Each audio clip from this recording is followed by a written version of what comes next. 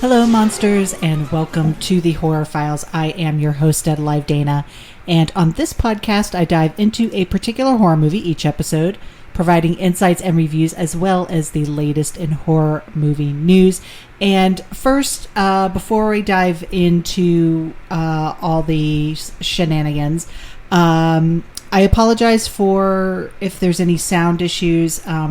It is about 90 degrees here today in Portland, Oregon. So, and I do not have AC, so I have to rely on fans, ceiling fans, standing fans, desk fans, open windows, all that kind of stuff to stay cool. So, if you hear, wind sounds or outdoor sounds or something like that, I'm just trying not to sweat and stay alive. So please excuse it. But in any case, for this episode, we dive into the depths of a relationship imploding, filled with Eastern European backdrops, arguments, madness, hysteria, and yes, a giant squid monster blowing out back. That's right, monsters. I will be talking about the 1981 horror drama, Possession.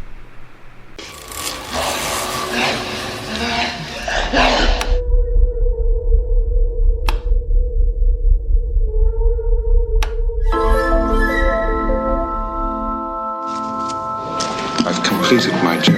That's why we want to rehire you. It's out of the question. And what would be the reason for your refusal? Family. Maybe all couples go through this. You have someone. Yes. Do you sleep with him? Yes.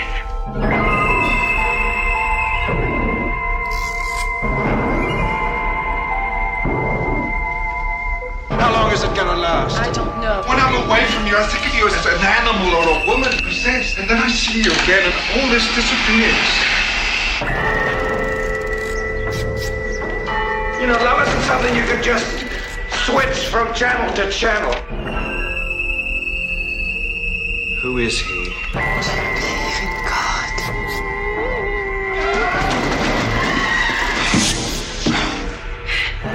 Is he there?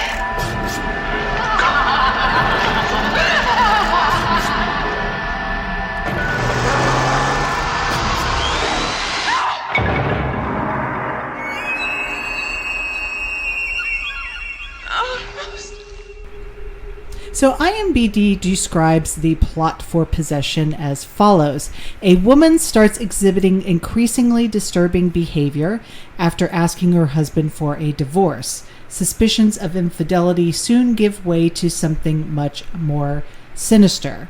The film was directed by Andrzej Zawalski, written by Andrzej Zawalski, and stars Isabella Gianni and Sam Neill. And so, of course, before we get into things, just a couple little things. Isabella Gianni won the Best Actress Award at the Cannes Film Festival in 1981 for her performances in both this film and also James Ivory's Merchant Ivory production of Quartet.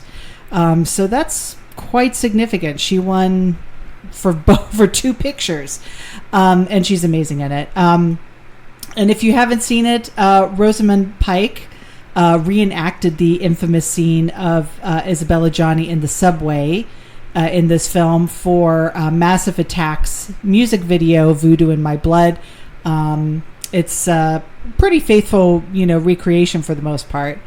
And in his autobiography, Sam Neill explains he was very reluctant to aggressively slap Isabella Gianni during the kitchen scene, and actually initially refused to do it. And he and Zawalski, who Neill described as a very effective filmmaker, but also a bit of a bully, argued over this until Gianni actually interceded and telling Neill, Sam, you must do this scene, you must.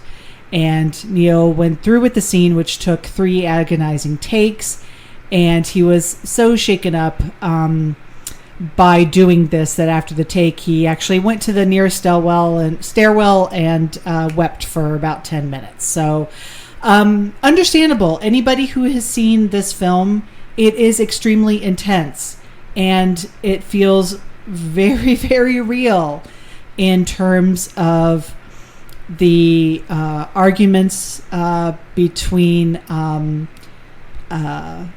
and Mark. I believe it. So let's get into this. There will be spoilers. We meet Mark, played by Sam Neill, and he is a spy who returns home to West Berlin from an espionage mission to find that his wife Anna wants a divorce, and she will not say why, but insists it is not because she found someone else. And Mark reluctantly turns the apartment and custody of their young son, Bob, over to her. Where were you? I wrote you I was at Margie's. That's not true. I spoke to her. I was with him. That's not true either. I saw him. I may stink from him, but he's not lying. I was with Frank. Who? You, Frank! I'll check. Yes, check. Why did you leave last night? To be alone! But you said you went to France. Why are you nagging me? Can't you just let me be? I should have perfect peace if you never came back. Bob! He's my son too! Don't try to tell me that you care about him all that much. He didn't stop you from breaking us up. If you really thought about him, you'd give a thought to us, for Christ's sake. I do!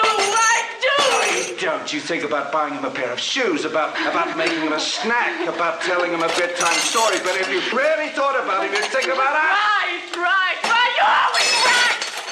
But it's difficult, don't you understand? It is difficult. I didn't want it to happen, but it happened, and now... But don't you come any closer! Anna, it's me! But don't you understand? You disgust me. I can't stand you touching me. You make me...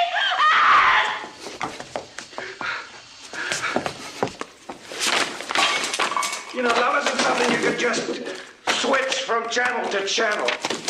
I have your letters, my love. Trust me, you wrote, and all the time you were fucking your ass off.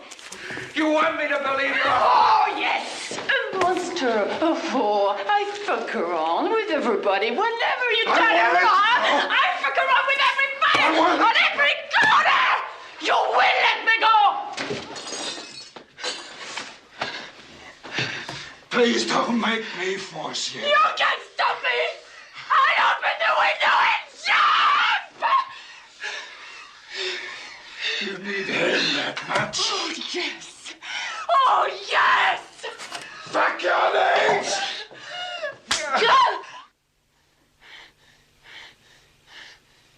Do it again.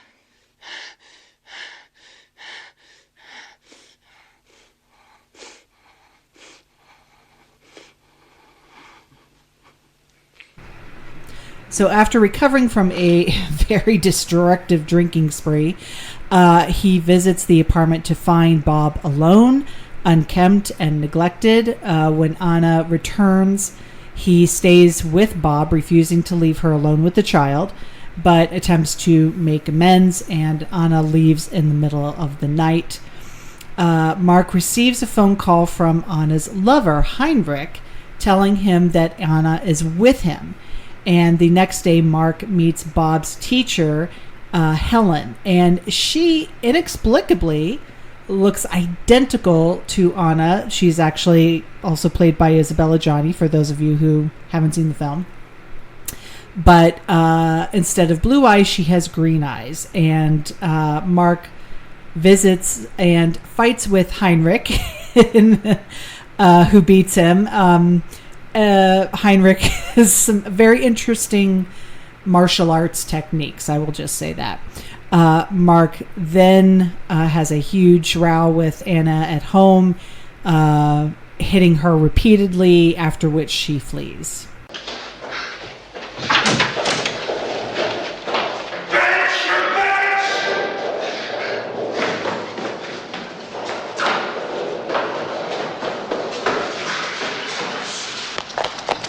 What's gonna happen to us? It's up to you! Stop coming! I have to go! I'll follow you! Don't even try!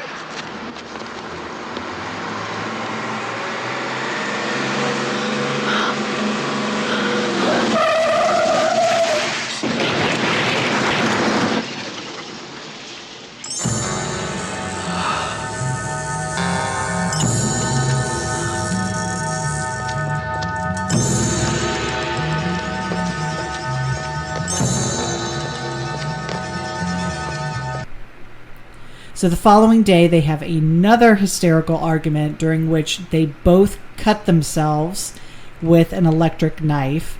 Anna cuts herself on the throat and Mark on the arm.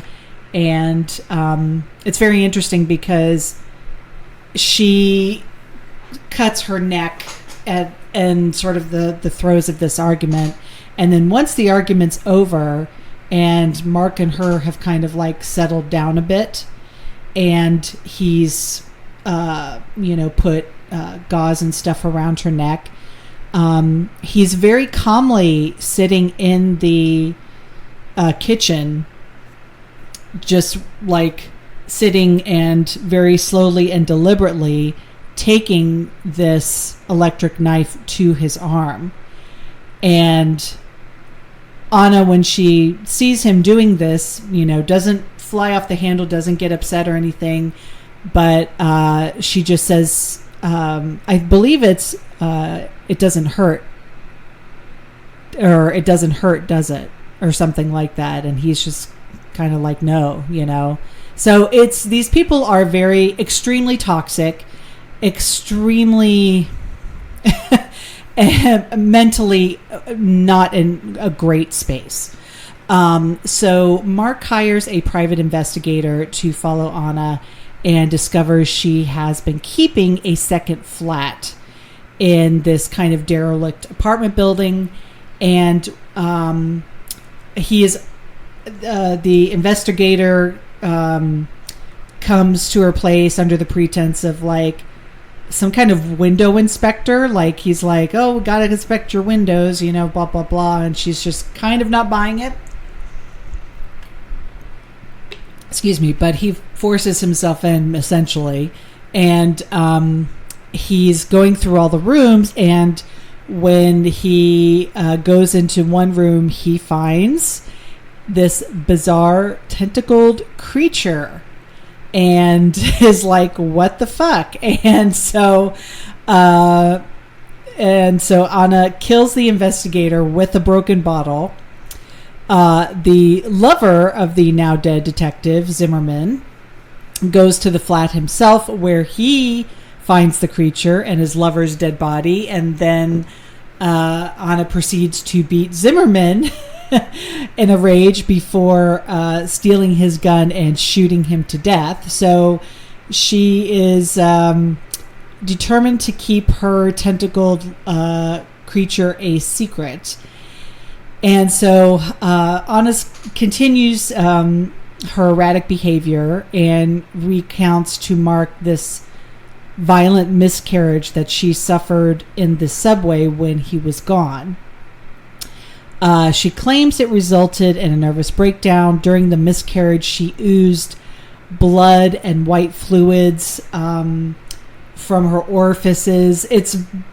The scene itself is incredible. I'm not going to play it because it really is a total visual scene. You just need to see it, but it seems to go on forever. And her commitment to the physicality of this scene and of this role is extremely impressive and upsetting. Also, this is somebody. I'll say this now. I mean, you do not get performances like this anymore in films, and I think that's a double-edged sword. It's good and it's bad, because I think we have more practices in place to protect actors physically and mentally. Not completely. I mean, obviously there, we still hear about, people getting pushed to kind of mental brinks and stuff on sets. Excuse me. But it doesn't happen quite as often as it, used to, and to the extent that it used to, because Isabella Gianni was, and has said herself, she was not in a good place after she did this role. and understandably. But this subway scene obviously is iconic. Even people who haven't seen Possession have seen this scene because it's just absolutely terrifying, baffling, incredible. It's just, there's nothing like it, and it is so bizarre to see her go through this miscarriage and seeing stuff coming not just from like under her dress, but like it seems to come from like her shoulders and like her mouth, and it is a truly unsettling scene, but it's also an incredible scene.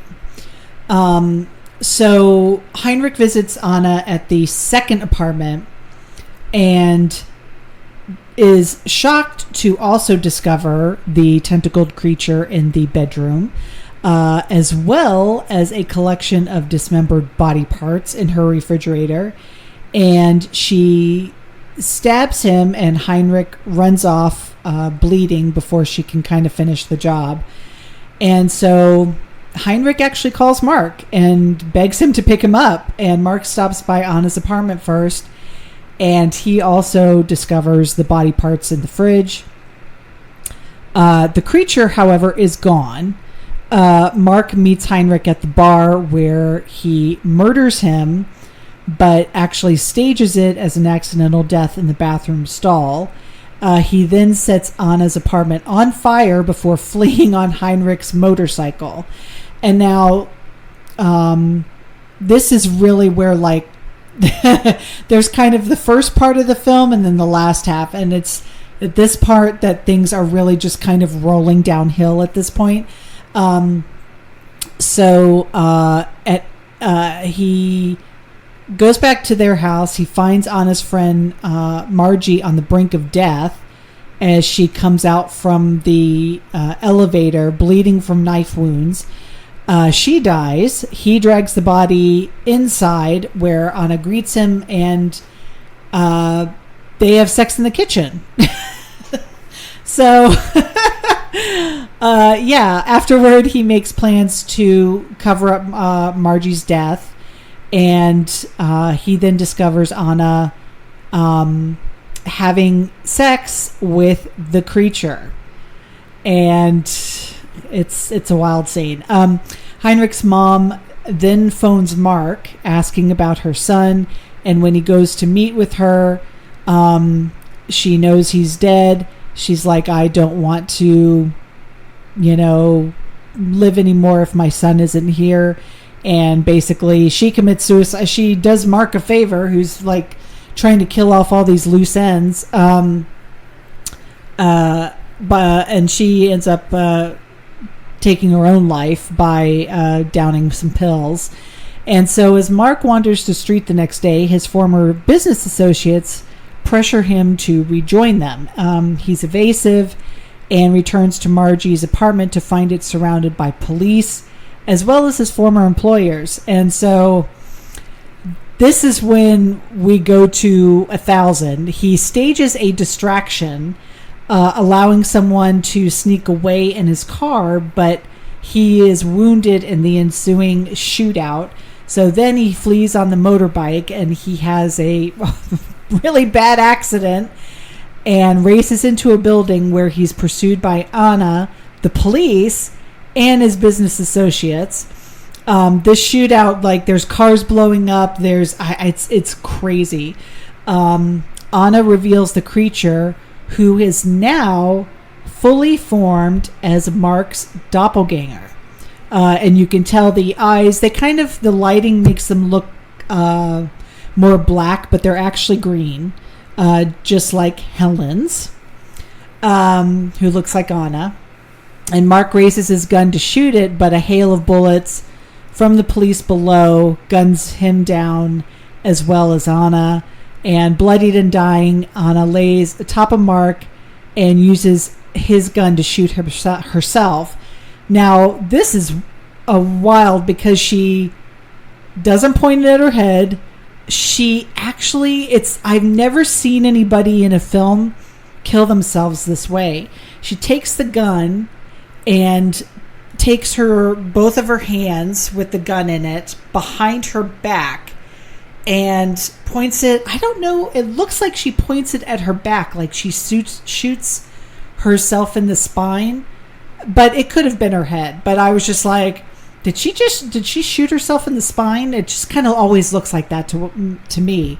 I don't know. If somebody knows if she actually shot herself in the head, let me know, because it always looks like she shot herself in the spine. But, I could be wrong. So she dies in his arms, and he ends up jumping to his death through the stairwell. And the doppelganger Mark heads up the stairs, encountering a young woman, and he gives her Mark's gun and instructs her to fire on his pursuers so he can get away. And as if she's in a trance, she agrees. And the doppelganger Mark then leaves her and flees through the roof. Excuse me. So later, Helen is at the flat babysitting Bob when the doorbell rings, and Bob implores her not to open the door, but Helen ignores him. He's saying, "Don't open the door, don't open the door."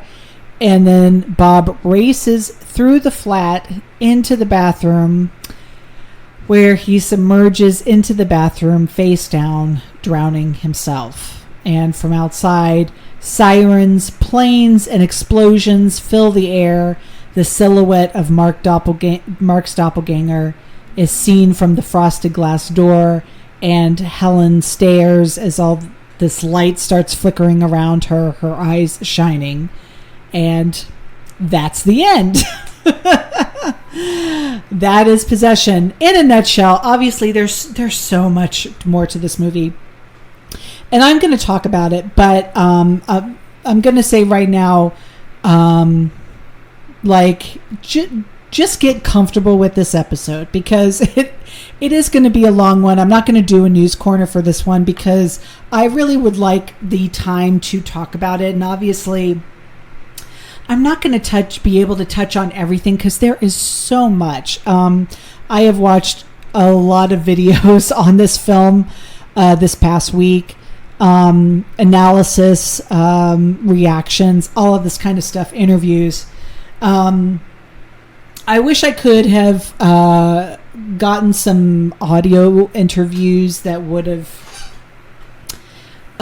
been nice to have, but unfortunately the ones with the director and also Isabella Johnny that I was able to find were not in English. So yeah. But there is some interesting stuff. So let's get into let's get into the background of this movie. So Zawadzki approached Danielle Thompson and asked if she would work on a film with him. And after receiving a script about 20 pages long, Thompson suggested Frederick Tootin, who is a screenwriter, and thus Zawadzki went to New York to meet him, and they worked on a script for the film in New York and Paris, while Zawadzki was in a state of deep depression. This is a very real film, because this director was going through this, because in 1976 he had divorced actress Małgorzata Brownick, and Zawadzki recalled how he had once returned home late in the evening and found his 5-year-old son Xavier alone in the apartment, smeared with jam, after his wife left him alone for several hours. And obviously he took inspiration from this directly into the film. And a year and a half later, following the authorities' halting of work on the film, his film On the Silver Globe in 1978, Zawadzki faced a de facto ban, and he was forced to leave Poland. And while emigrating, he continued to linger on suicidal thoughts. which initially had improved by starting to work on a new film. So he was not in a good space at all. And he and the film's producer, Marie-Lo Renier, immediately chose Isabelle Adjani to play Anna. And by this time, Adjani had already become quite well known. But the producers had reasons to expect that she would accept the offer. After an unsuccessful attempt to start a career in Hollywood, one of her films released in 1978, which was Walter Hill's The Driver, failed at the box office. Adjani had decided to return to European cinema, and she starred in Nosferatu the Vampire in 1979, but it had not yet been possible to repeat her success in being nominated for the Academy Award for her role in The Story of Adele H. That was 75. However, Adjani's management company turned down the offer, and the filmmakers chose the next candidate, Judy Davis, whose work in the film My Brilliant Career had impressed Zworsky. Now, Sam Neill, a less well-known actor who appeared with Davis in the same film, was chosen for the role of Mark. Davis was hesitating over whether to take the role, so Adjani eventually accepted the offer. And the role itself was emotionally exhausting for Adjani. In one of the interviews, she stated it took her several years to recover from her performance, which Jay Hoberman called, quote, a veritable aria of hysteria. It was rumored that she attempted suicide after filming completed, which was confirmed by Zworsky. I hate the fact that he did this. Obviously, these kinds of issues are extremely sensitive, and for the person going through them to disclose and talk about publicly, not their director. So that's how I feel about that.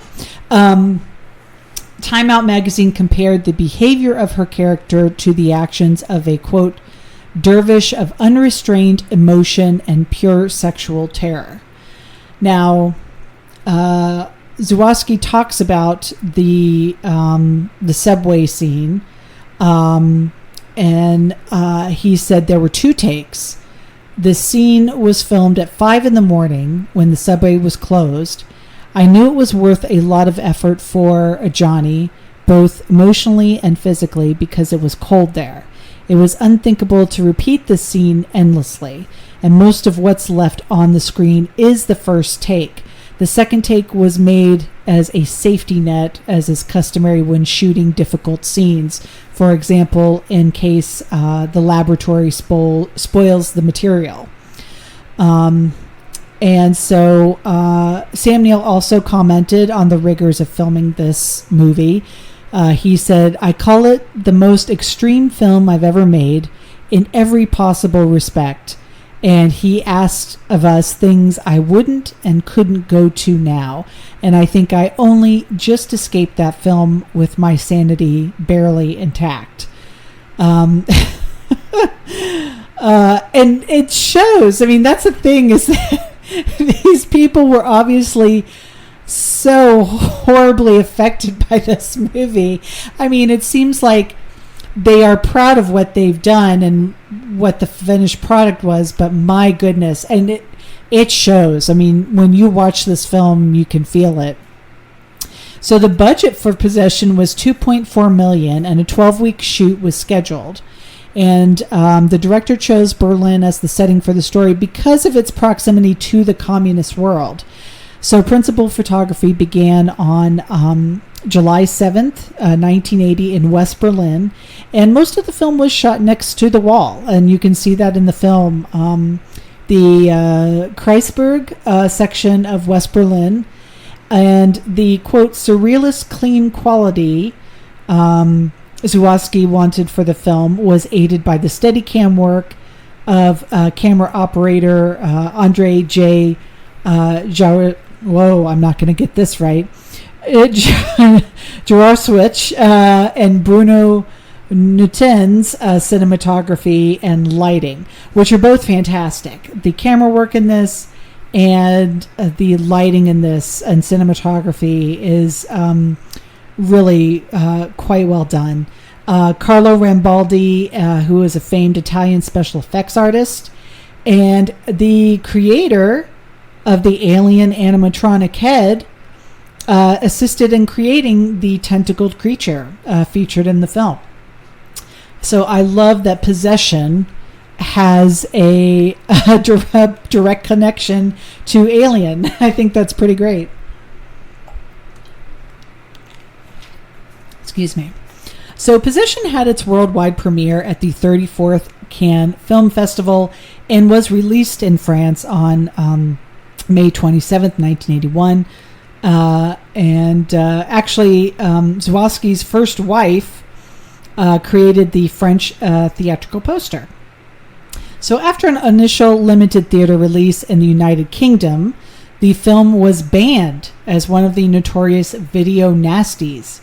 On American screens, it came out in a heavily edited 81-minute cut version from Limelight excuse me, International Films on the eve of Halloween, October 28th, 1983, having lost more than a third of its runtime.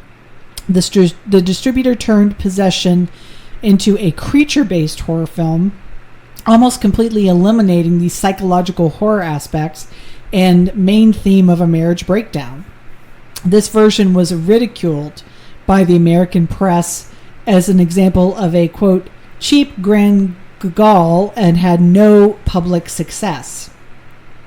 A new 4K restoration of the film by Metrograph premiered in the United States at Fantastic Fest in September of 2021 and expanded nationwide on October 15th. Possession had a modest total of 541,000 admissions in France. In the United States, it was released on October 28th and grossed $1.1 million at the box office. And although the film was banned from distribution in the UK, it was later released uncut on VHS and DVD in 2000 by Anchor Bay Entertainment. In 2014, Mondovision released a region-free Blu-ray of the film featuring the uncut version. This release was available in a standard special edition as well as a limited edition numbered to 2,000 units. So, critical reception. All right. So, Possession received lukewarm critical reception when it was initially released in the summer of 1981. Derek Malcolm of The Guardian stated that while Zworsky displayed talent and the special effects were unforgettable, the film itself was far too serious for its own good. Dennis Schwartz from Ozus World Movie Reviews gave the film a grade of C+, calling it a, quote, an uncompromising, demented cult oddity. Leonard Maltin wrote of the film, quote, a Johnny creates a monster to the consternation of husband Neil, lover Bennett, and the viewer, ultimately deeming the film a, quote, confusing drama of murder, horror, intrigue, though it's all attractively directed. Vincent Canby of the New York Times wrote, quote, at times the living color Possession recalls Roman Polanski's black and white Repulsion, though only because Misogyny is required to slice up as many male victims as Catherine Deneuve did in the earlier, far better film. Variety gave the film a positive review, praising Zworsky's direction, symbolism, and pacing, writing, quote, massive symbols and unbridled, brilliant directing meld this disparate tale into a film that could get cult following on its many levels of symbolism and exploitation. Harry Hahn of the New York Daily News alternately panned the film, awarding it 1.5 out of 4 stars and writing that Ajani's, quote, prize-winning mad act is impossible to appraise because the film it's in is outlandishly unhinged as well. Just about any dialogue accompanying this mess would seem ludicrous. The Philadelphia Daily News' Joe Baltic deemed the film a, quote, boringly camp elegante attempt by a group of reputable French, German, and Polish filmmakers, and assessed Johnny's performance as, quote, babbling, incoherent, yet arresting.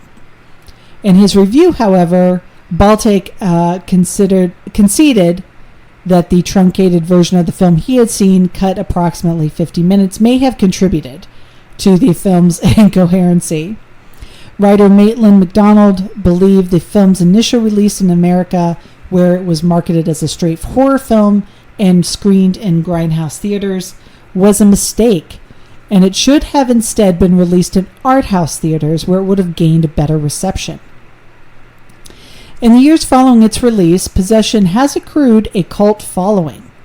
Film scholar Bochlomjis Pazlaki, sorry about these names, deemed it, quote, one of the most enigmatic and uncompromising horror movies in the history of cinema. Writer Kim Newman considers Possession to be a, quote, kitsch film, noting, Zulawski takes his film too seriously, but it's fun at the same time. He goes mad with his swooping camera, has everything in shot painted in blue, and encourages his stars to attack their roles with the kind of stylized hysteria rare outside Japanese theater. Newman also likened elements of Johnny's character to that of Samantha Eggar in The Brood, one of my favorites. Tom Huddleston of Time Out gave the perfect star rating and wrote, quote, there are plenty of movies which seem to have been made by madmen.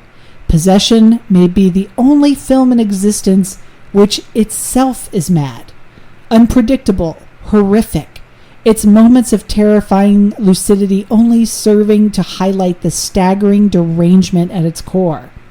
Extreme but essential viewing. Similarly, Slant Magazine's Bud Wilkins gave the film 4 out of 4 stars, saying that, quote, many directors have taken full advantage of Johnny's exotic, ethereal French beauty. Only Zulawski saw beyond the exquisite surface to something unsettling. Most disconcerting is the way a Johnny can register almost demonic ill intent while never losing some trace of the alluring. Ben Sachs from Chicago Reader called Possession, quote, a confounding masterpiece.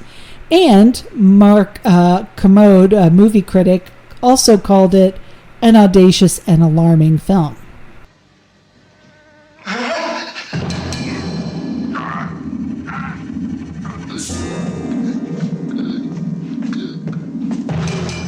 The plot of Possession revolves around two people whose marriage is collapsing. Espionage, doppelgangers, abandoned children, and shrieking self-harm swirl around the drama, but it gradually becomes clear that something even more monstrous is lurking in its dark heart, a tentacular secret that defies description. Suffice to say that, on advice from alien designer H.R. Giger, Zulawski enlisted special effects maestro Carlo Ramboldi to help bring his intense psychodrama to the screen with head-scrambling results. When Possession was first released on VHS in the UK, it got caught up in the video nasties panic sweeping the country, appearing on the DPP's long list of titles deemed potentially impoundable under the Obscene Publications Act. Over the years, I've programmed Possession a few times, once at the British Film Institute on the South Bank and once at the Tate. Both times, someone in the audience has passed out. Really. When I asked Sam Neill in 2021 about his memories of making the movie, he said, "It is the most extreme film I have ever made, in every respect. Zulawski asked things of us that I wouldn't and couldn't go to now. I think I only just escaped that film with my sanity barely intact, and I think Isabelle Adjani had a breakdown after finishing, which was no surprise to me, because it was tough." Well, tough is definitely the right word, particularly during an extended subway sequence in which Adjani enacts a battle with inner demons in a manner that is so intense as to be almost unwatchable. Years later, I would compare the visceral excesses of Lars von Trier's Antichrist to the existential horrors of Possession, both films using the most outlandish traits of extreme cinema to explore something utterly human. As Sam Neill told me, Possession takes on all sorts of surreal dimensions, but at the core of it is a breakdown of a marriage, and it's deeply, deeply distressing. Prepare to be shaken to your very soul. Well, that's why I'm with you. Because you say I for me. Because you say I for me. The film is included in Sight and Sound's The Greatest Films of All Time list. Michael Brook of Sight and Sound commented in 2011, quote, "Although it's easy to see why it was pigeonholed as a horror film, its first half presents what is still one of the most viscerally vivid portraits of a disintegrating relationship yet committed to film, comfortably rivaling Lars von Trier's Antichrist, David Cronenberg's The Brood, and Ingmar Bergman's Scenes from a Marriage." Reviewing the Blu-ray release of the film in 2013, Michael Dodd of Bring the Noise was similarly impressed with what he called, quote, "an intense exploration of marital breakdown." He argued that this made Possession one of the few horror films that successfully builds a backstory for its main characters. Reviewing the film's Blu-ray release, Andrew Pollard of the British magazine Starburst rated the film 8 out of 10 stars, calling it, quote, "a visceral, violent, erratic, and piercing effort that pokes and prods its audience any chance it gets." Pollard would also praise the performances of Ajani and Neil, practical effects, and unsettling tone. In his review of the 4K restoration, David Fear of Rolling Stone lauded the film as a, quote, "a body horror answer to Kramer versus Kramer," and stated that the restoration was jaw-droppingly beautiful. And on the review site, Rotten Tomatoes, 85% of 39 critic reviews are positive for Possession. And on the Metacritic, the film also earned a weighted average score of 75 out of 100 based on 10 reviews. And I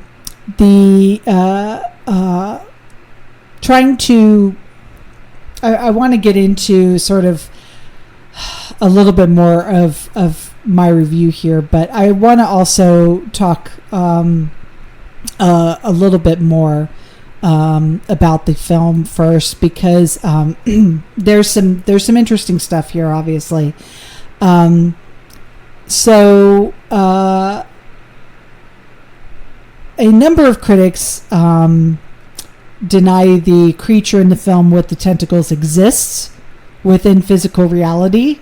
Many believe it may be a reflection of Anna's psychosis, the product of Mark's inflamed consciousness, unable to accept his wife's betrayal, or a kind of revenge of the director traumatized by his own divorce. I don't see that as the case. Otherwise, how would the other people who came into that apartment, why did they see it? So I don't think that makes sense, but it's an interesting idea. Some who have written about Possession have paid attention to the motif of the doppelganger throughout the film. Both spouses die, but they are replaced by doubles, ideal models of husband and wife. Anna grows a double of Mark from the creature, this kind of this lover who's always by her side. And the real Mark finds a copy of Anna in the person of the school teacher, Helen, who is more of a gentle character, does not demand anything from Mark, is sort of the model for the ideal housewife, as it were. And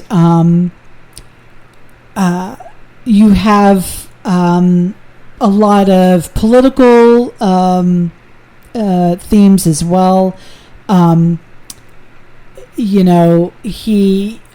Zawadzki placed political subtext under this kind of layer of expressive horror after deliberately choosing Berlin as it was the least remote point from Poland and other countries of the European socialist bloc.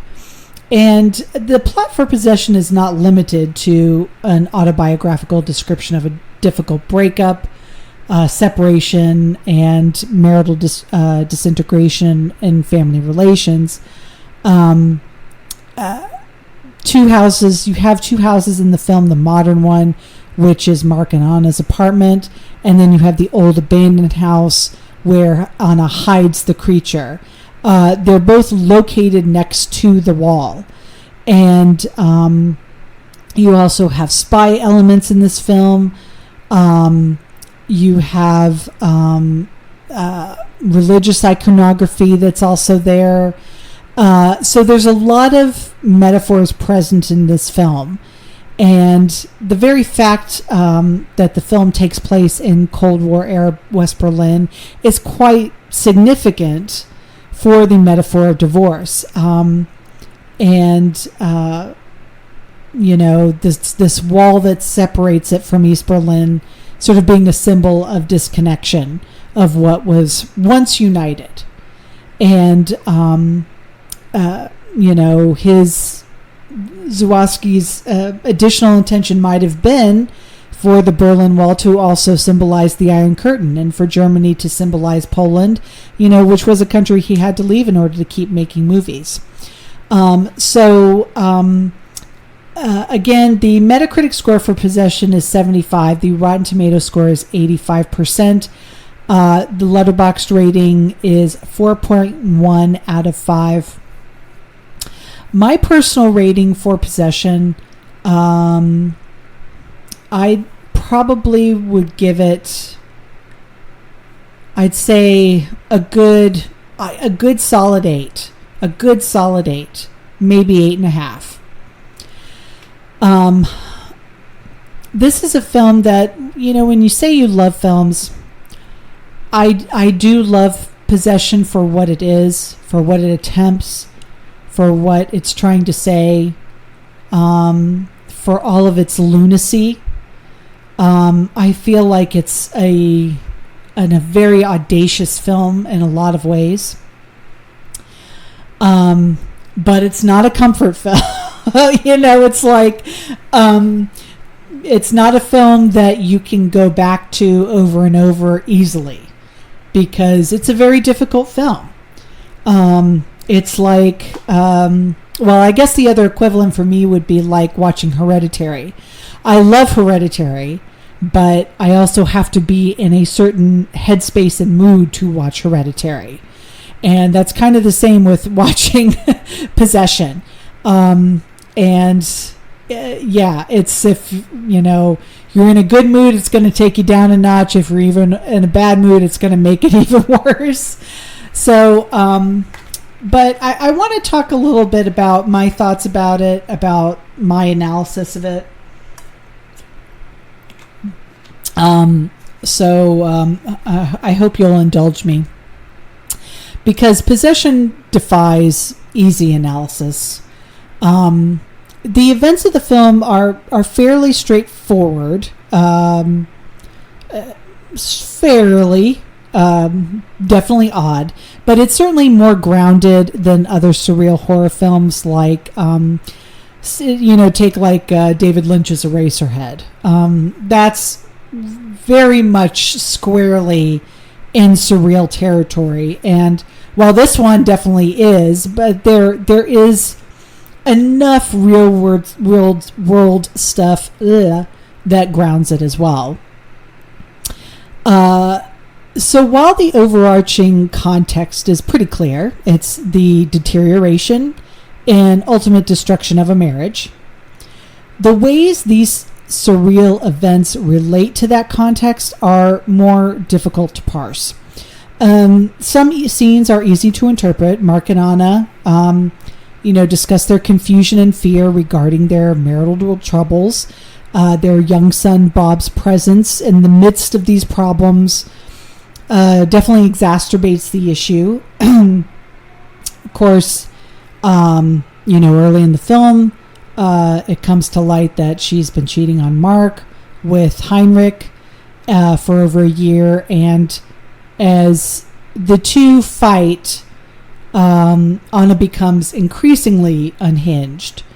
They rarely make eye contact during their conversations, and the framing of the shots in the film really seek to show the divide between these two, emotionally, physically, even, of course, the setting with the consistent focus on the Berlin Wall really highlights the division between these two individuals. And it's like the wall runs through the city like this jagged scar.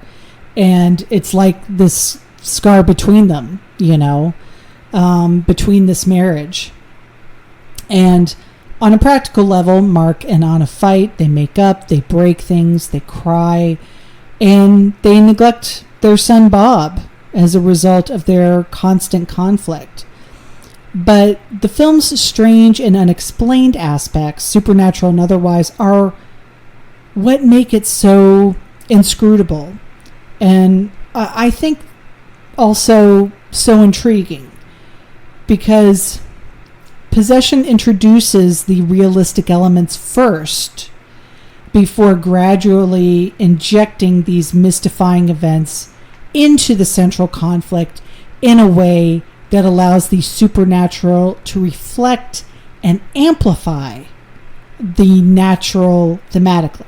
So by the end of the film, the abstract completely overtakes the realistic, but it does so without betraying the thematic significance that the realistic elements introduce early on, and which is not an easy feat, but it does work. That it's able to do this successfully, I think.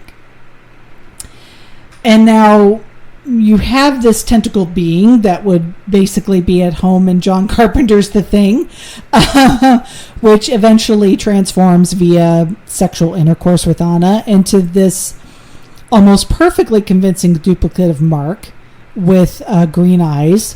And that is the film's most obvious example of the supernatural. Bob's teacher, Helen, also drives the film into the realm of the surreal, because you have Isabella Johnny playing both Anna and Helen. And again, the only difference being those distinct green eyes that Helen shares with the tentacled creature. The tentacled creature also has green eyes, which is just bizarre. And also you have Anna's famous miscarriage scene, which veers into the grotesquely abstract, these unidentifiable fluids from multiple orifices happening in a very unnatural manner. And the way the characters react to events in the film is also confusing. I mean, if Zworsky had played possession straight, most of the characters would be in a state of utter terror throughout the film, basically reduced to gibbering in a corner and in serious need of therapy. However, while the film features plenty of lunacy, the majority of it is actually unrelated to fear. Characters experience surprise, anger, and sadness, but with a few exceptions, such as when, like, a character encounters the creature, they don't seem convincingly afraid. And this behavior kind of lends this dreamlike element to this abstract work of art, with the actors dancing drunkenly across the screen, raving, hurting, and killing, and giving the film an intense unpredictability, despite it being very meticulously choreographed aesthetically. And it sort of becomes this very macabre dance. It's fascinating. It's fascinating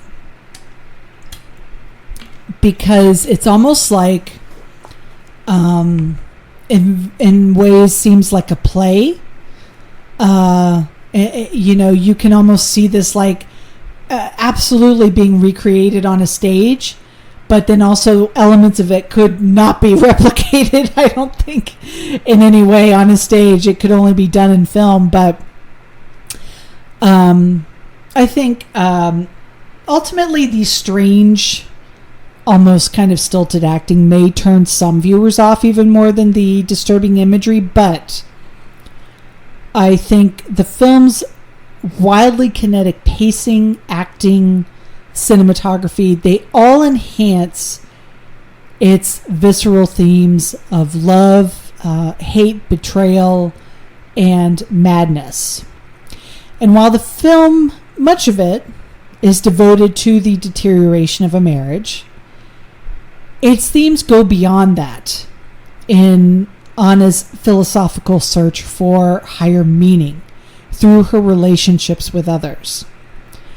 So Mark is her first attempt that we are aware of, and when she is not satisfied with him, she moves on to Heinrich, a very eccentric man of the world who initially intimidates both Mark and the audience. However, Heinrich soon reveals that despite his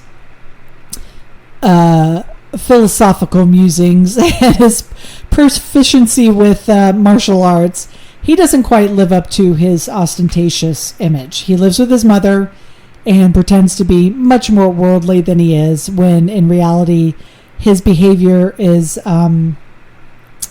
ridiculous. His taste is kitsch. He's deeply insecure. He breaks down. He goes to Mark and drunkenly asks for help, and finding Anna, reeling about the apartment hallway, raving madly as the camera kind of sways back and forth to kind of keep him in frame.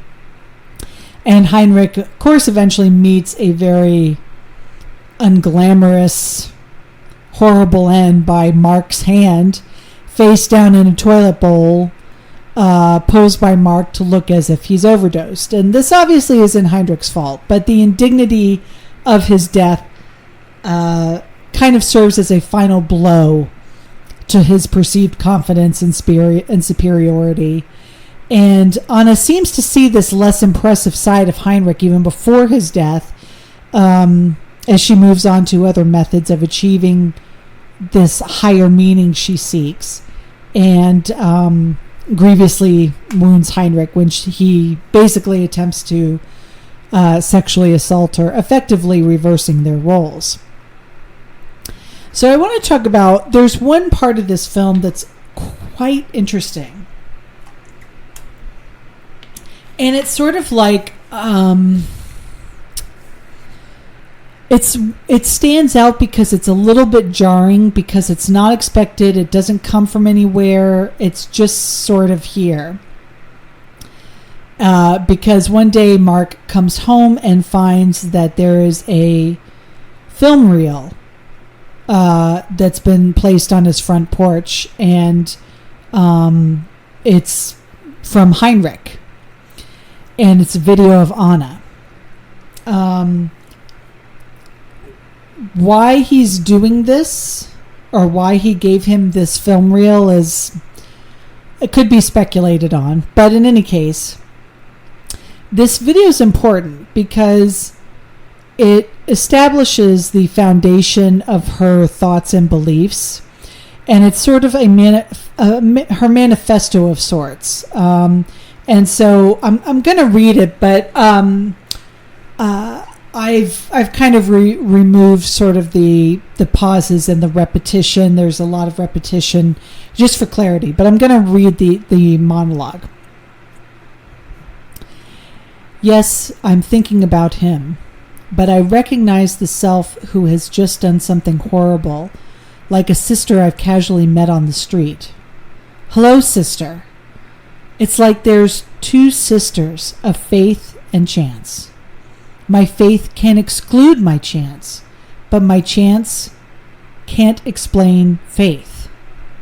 My faith didn't allow me to wait for chance, and chance didn't give me enough faith. And then I read that private life is a stage, only I'm playing in many parts that are smaller than me, and yet I still play them. I suffer, I believe, I am. But at the same time, I know there's a third possibility, like cancer or madness. But cancer or madness contort reality. The possibility I'm talking about pierces reality. Oh, I'm unable to say it, maybe. Maybe it's impossible to say, or maybe I'm too stupid. You're looking at me as if to tell me that I need you to fill me up, as if I'm an empty space. Well, I love you too, but what makes me go on is to know he'll return, and I'll make him suffer, and I'll hurt him, and I'm betraying him, but this brings me small rewards. Well, but yet I can't exist by myself because I'm afraid of myself, because I'm the maker of my own evil. Goodness is only some kind of reflection upon evil. That's all it is. So this extended monologue, I think, is the single most insightful look into Anna's character and motivation in the film. And when she delivers this speech, she is still in the early stages of her conversion to this kind of way of thinking, and is unsure of herself, as evidenced by her pausing or stuttering and verging on tears throughout. And since this speech is so important to Anna's character, I want to dissect it a little bit. She initially separates the part of herself that does bad things from the rest of herself, formulating the concept of the sister, likely to avoid guilt for her actions. But she identifies not one but two sisters, Faith and Chance. And Chance is the sister that allows her to act so cruelly to her husband, while Faith is the sister that causes her to feel guilty for doing so and to entertain the possibility of repairing her marriage. And when she says, "My faith can't exclude chance," I believe she means that one cannot rely entirely on faith, because even with positivity and hope, she can't deny that there is chaos and unfairness in the world. However, her Chance can explain faith. The chaos of the universe does not seem to allow for reliance on some kind of order. Her faith didn't allow her to wait for chance, meaning she relied too much on hope to acknowledge the unpredictability of things. But chance didn't give her enough faith. That is, the randomness of the universe did not allow her the faith she wished she could have. She goes on to acknowledge that she plays a preordained role in the social order, but she wishes to reject these roles, to be something greater, a third possibility that, quote, pierces reality. Anna acknowledges her need to rely on another person when she says, "I can't exist by myself because I'm afraid of myself," explaining her relationships with Mark and Heinrich and her future creation of the creature, which is the literal making of her own evil. And it's this feat that truly pierces reality and forms a compromise between her needs for both dependence and independence. By creating the creature, she can rely on it, but it is entirely of her own making. And finally, Anna describes goodness as, quote, merely some kind of reflection upon evil. And this is a sort of reversal of the common Western perception of evil being a corruption of good. The basic idea is that good is the true, pure reality, and that evil exists only as an extension of good, just as shadows cannot exist without light. Anna, however, flips this concept around, claiming that evil is the true and pure reality, and that good exists only as an extension of evil. This seems to be the crux of her argument with which she justifies her deeds. And in a flashback that likely occurred not long after the video was filmed, we see Anna whimpering at a church before a crucifix immediately prior to her memorable subway miscarriage scene, which she described to Mark as a miscarriage of Sister Faith, with only Sister Chance now remaining. And this moment marks the realization of the concept she outlined in the video and her irreversible dedication to her new philosophy, with all of its potential consequences. At this point, Anna has rejected God as a source of meaning, and she turns to other methods. Her new lack of faith apparently allowing her the moral freedom to carry out her gruesome work. And in her secret apartment, located mere feet from the Berlin Wall, Anna cultivates a grotesque, tentacled, semi-humanoid creature, killing those who enter the apartment and discover its existence.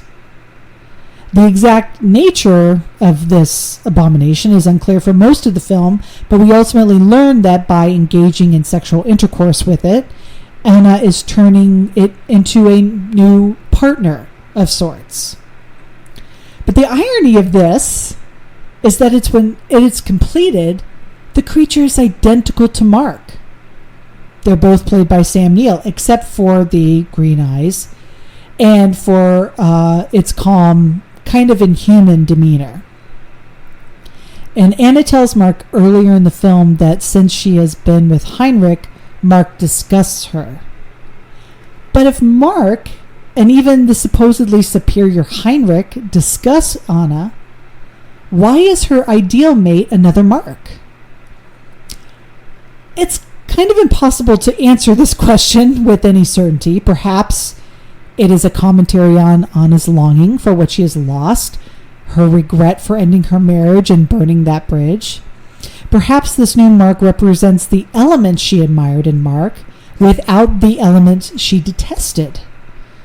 This certainly seems to be the case in the relationship between Mark and Helen, because Helen is Anna's doppelganger, just as the creature becomes Mark's. And while Anna is unpredictable and violent and irrational, Helen is gentle and kind. And perhaps Mark's double is meant to be a similar being. The exact purpose of the doppelganger's appearance is mystifying, and perhaps the ambiguity of the situation is for the best. I mean, there are many reasonable theories, but the lack of a clear, definitive answer only adds to the disturbing nature of Anna's madness. And the subject of Mark's double kind of leads us to the matter of Helen's backstory. It's certainly no coincidence that she's identical to Anna, or that she has, those green eyes just like Mark's doppelganger. And the implication of this is that perhaps she was created in a similar way. And there's one particularly telling interaction between Mark and Helen while Helen is staying at Mark's apartment. Mark says, "I am at war against women. They have no foresight. There's nothing about them that is stable. There's nothing to trust. They're dangerous." Helen, "There is nothing in common among women except menstruation. I come from a place where evil seems easier to pinpoint because you can see it in the flesh." Helen pauses to wipe blood off of the electric knife Anna and Mark had both previously used to harm themselves.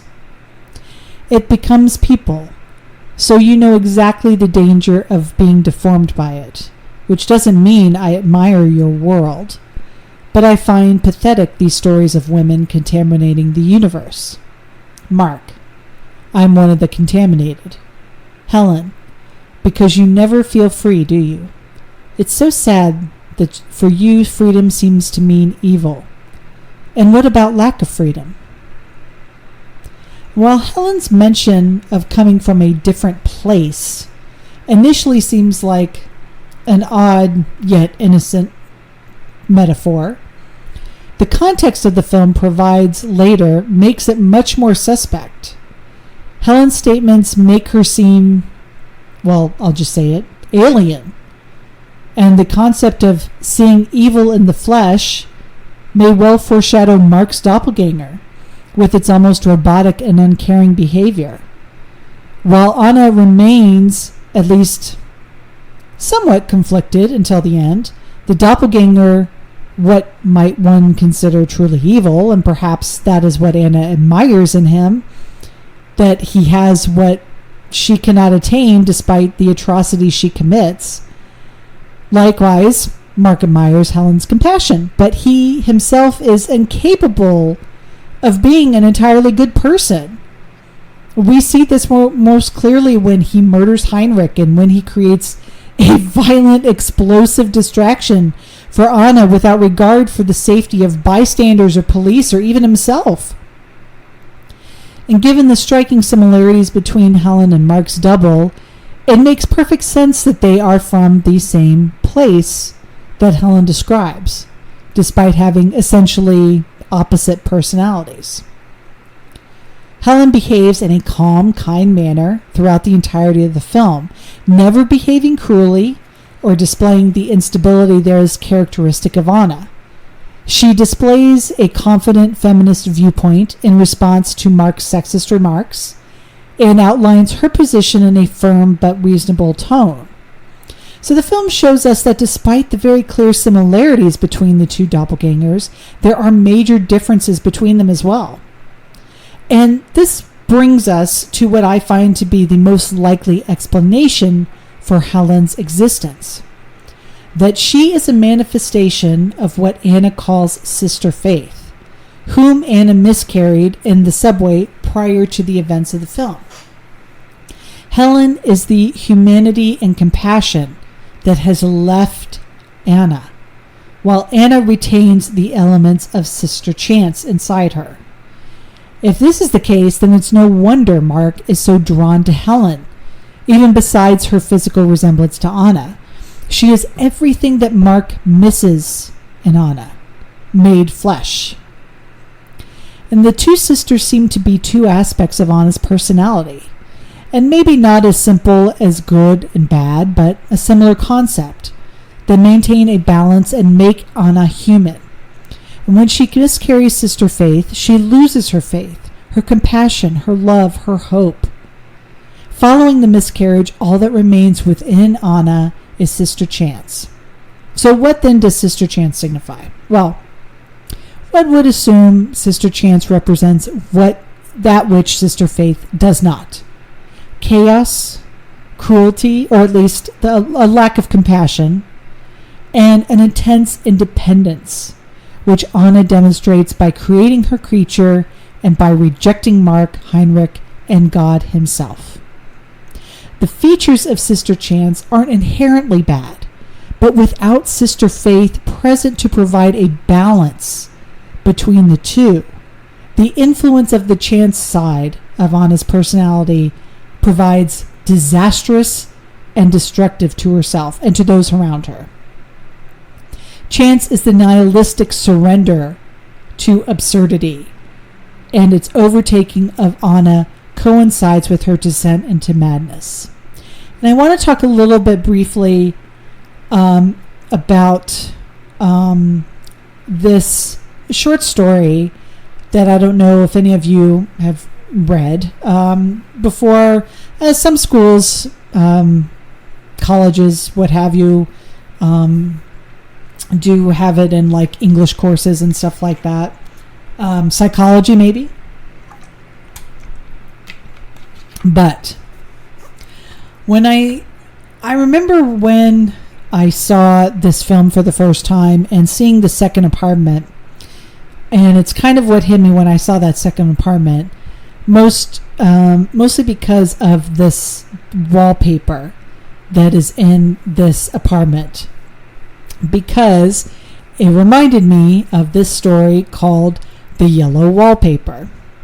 And the yellow wallpaper was written by was it Charlotte Gilman? Hold on a second. I have to double check this. I believe it was Charlotte Perkins Gilman. I believe that's what it is. Oh my gosh, I cannot type for the life of me. Yeah, Charlotte Perkins Gilman. Okay, that's right. I just want to make sure I had that right, because it's a very important story, and one that I think that is it's a feminist story, and I think it's important to this story, to this film, because the yellow wallpaper basically gives an account of a woman driven to madness as a result of the Victorian rest cure, which was once a frequently prescribed period of inactivity that was thought to cure hysteria and nervous conditions in women. And this treatment originated with a doctor named Dr. Weir Mitchell, who personally described this cure to the author, to Gilman herself. And she was, in fact, driven to near madness and later claimed to have written the yellow wallpaper to protest this treatment of women like herself, and specifically to address Dr. Weir Mitchell with a propaganda piece. And a copy of the story was actually sent to Mitchell, and although he never replied to Gilman personally, he is said to have confessed to a friend that he had changed his treatment of hysterics after reading the story. So what happens essentially is this woman is struggling with essentially like I believe it's like postpartum depression basically, but she's sent on rest with her husband, and to this they have a house, and she's basically kind of just trapped in this room all day. And the room has this yellow wallpaper, and the wallpaper gradually consumes the narrator's being, offering up more and more complex images as time passes. So she first notices a different colored sub-pattern of a figure beneath the front design, and this figure is eventually seen as a woman who, quote, creeps and shakes the outer pattern, which is now seen to the narrator by that point as bars. And this woman figure essentially becomes the narrator's doppelganger, sort of trapped behind the bars of her role in the patriarchy. And as the story progresses, the narrator identifies more and more with the figure in the wallpaper, until one of the most controversial statements in the entire text, she refers to herself in the third person. And in the statement, the narrator says, quote, "I've got out at last, said I, in spite of you and Jane." The statement itself allows for a lot of different interpretations, some of which change the entire nature of the story, or at least the very ending. And probably the most common interpretation of the line assumes Jane to be the previously unmentioned name of the narrator. This seems like the simplest and most reasonable explanation. Basically, she hasn't had a name, and so but what of the narrator herself and her madness? Well, an interesting way to view her actions, in the words of critic Greg Johnson, is as, quote, an expression of long suppressed rage. And in watching Possession, I often think of this short story, both in dealing with the idea of doppelgangers, of madness, of marriage, and also of the sexes and gender roles. But it is in these words, an expression of long suppressed rage, that I feel the most in this film. Because what is not resentment but rage at an idol? Resentments in relationships become the kindling, what stokes the fire of rage and anger until it suddenly combusts. And this is what possession definitely shows. Starting at the beginning of the film, we see Anna and Mark taking swipes at each other, these like invisible razor cuts that eventually manifest into the real thing as things continue to rot and degrade. And this film's presentation of its horror elements is a major reason it works so well as well.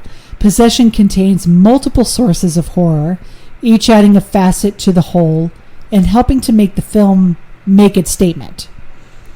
And it contains blatant horror elements like blood, violence, and monsters, but it uses these to convey a deeper sense of horror and unease than one finds in sort of a superficial splatter films. Excuse me. The marital troubles between the two primary characters touch on a very real fear for many people.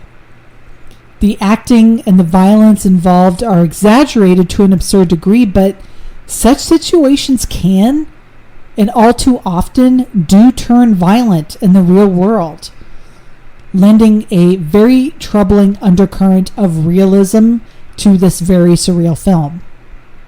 And thus the unease that the viewer feels when watching Possession stems not only from the grotesque practical effects, but also from its strange connection to reality. I mean, we know people who have been in toxic relationships. We have been in toxic relationships. These things where we argue and carry resentment and and hurt each other in such awful ways. And I think, if you haven't been a part of that, then you have seen it.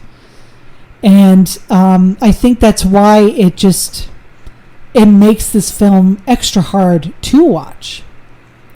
And similarly, in his existential crisis, also serves as another source of horror, one that's rooted in real human issues, presented partly through the surreal and the supernatural. Anna's loss of faith and her yearning for a higher state of being drive her to commit unspeakable acts. And while creating a creature through whatever forces Anna uses is only possible via movie magic, her basic desires and disregard for human life touch on a troubling real world truth. Anna moves from faith to nihilism and then to the creation of her own faith, a new religion that benefits only her, for which she is willing to kill. And Anna resolves her existential crisis in the worst way possible, and Zawadzki conveys this with very visceral, surreal imagery that I believe penetrates the viewer's consciousness in a different way than a realistic drama would. This presentation moves the viewer in ways a non-horror film couldn't. I believe that. And the film ends on a seemingly hopeless note.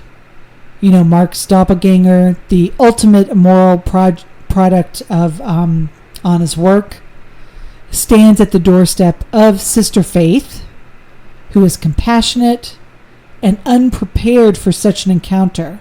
But Bob knows.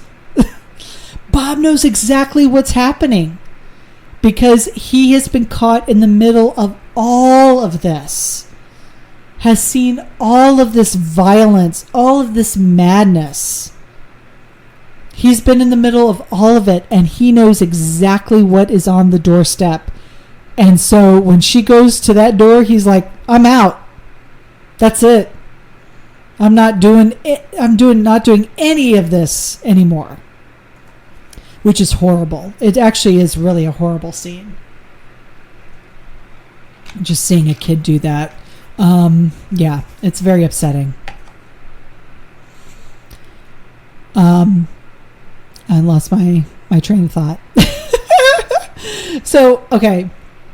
So Mark and Anna's complex characters are gone at that point.